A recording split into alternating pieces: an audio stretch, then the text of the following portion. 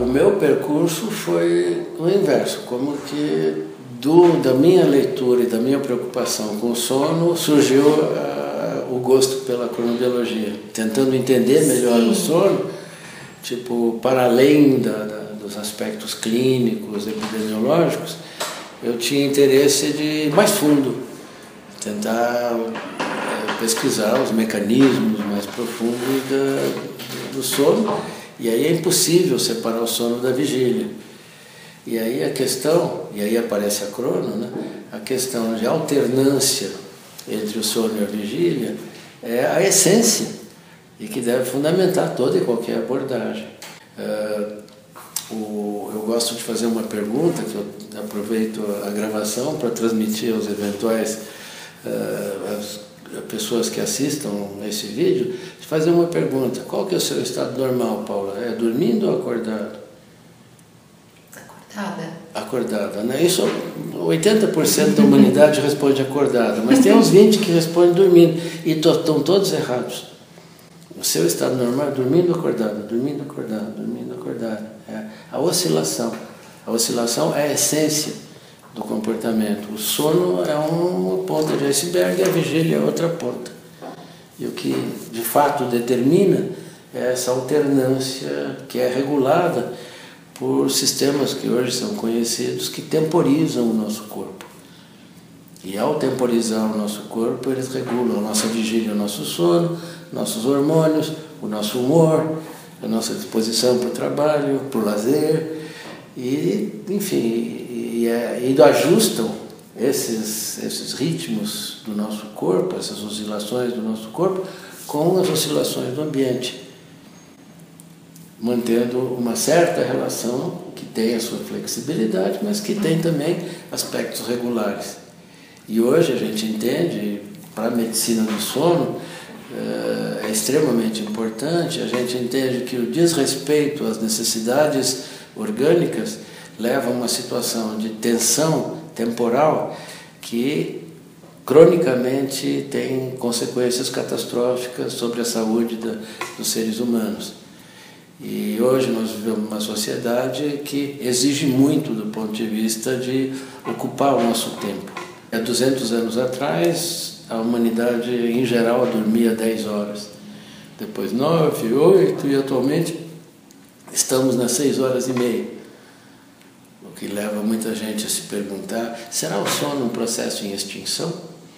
O sonho, por exemplo, durante o sono, é uma característica da humanidade que deve ser preservada a todo custo, como expressão da nossa intimidade, da nossa individualidade, e que, tomara, não seja invadida por psicotrópicos de um lado ou traquitanas eletrônicas do outro.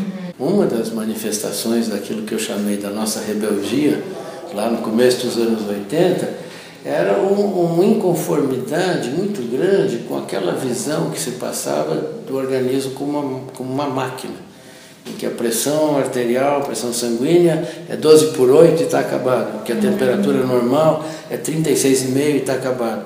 Enfim, e outros mitos que a cronobiologia na época já começava a desmontar. E o desmonte é com a coisa mais poderosa que existe em ciência, que são os fatos, as demonstrações. Se você medir a tua temperatura nas 24 horas do dia, você vai encontrar uma belíssima curva, com 35 no meio da madrugada, na média em geral das pessoas, e 37 no final da tarde. E a tal temperatura normal de 36 ou 36,5 são pontos de passagem dessa curva. E a mesma coisa vale para outras funções, né, que todas elas expressam essas oscilações. E se você pensar em termos evolutivos, isso é óbvio. Isso acontece em todas as espécies vivas. E em espécies que evoluíram num planeta oscilante, não é de estranhar, pelo contrário, é de se esperar que essas oscilações do ambiente, de alguma forma, encontrem uma representação orgânica.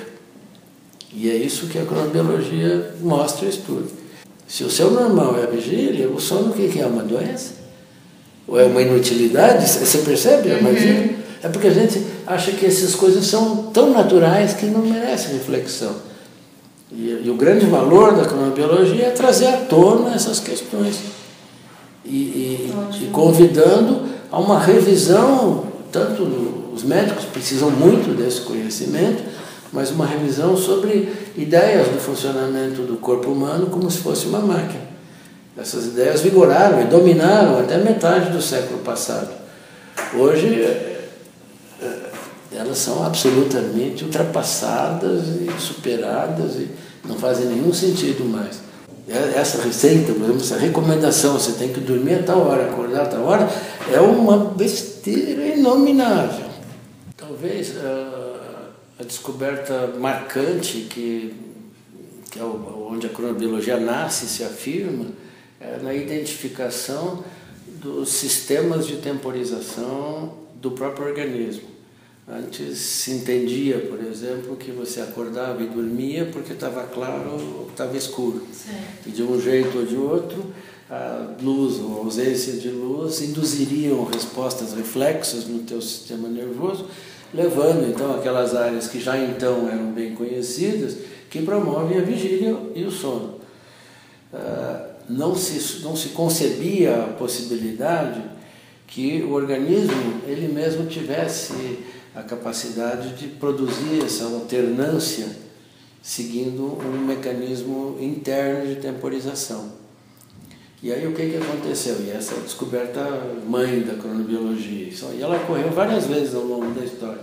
Mas a descoberta mãe é se você isolar um organismo, e qualquer organismo vivo, qualquer, de bactéria até ser humano, isolar ele, o mantendo em condições constantes de temperatura, umidade, iluminação, ou escuro constante, ou claro constante, esses ritmos vão continuar se expressando, vão continuar aparecendo.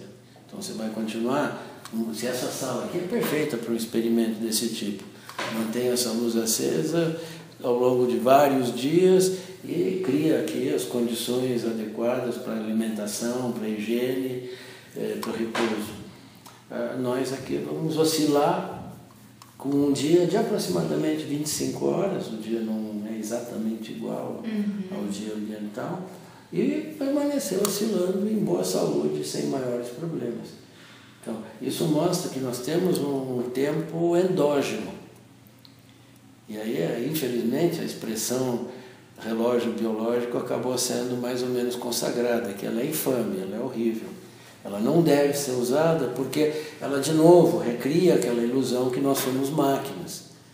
E a gente vai ter que dizer trocentas vezes que ser humano, ser vivo, não é máquina, é outra coisa diferente, que tem outras propriedades que não estão presentes nas máquinas. E ainda bem, máquinas trabalham de um jeito e seres vivos trabalham do outro, porque os seus princípios organizadores são diferentes.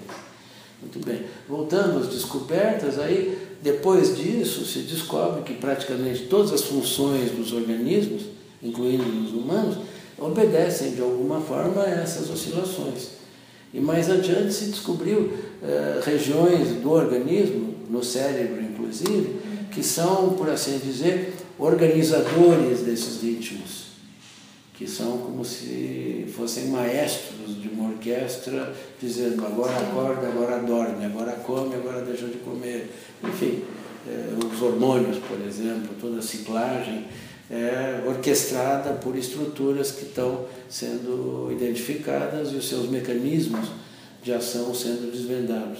Se a gente conseguir transmitir para a população, para o pessoal da saúde em geral, muita atenção em relação ao próprio sono, quem sabe a gente vai estar contribuindo para a prevenção.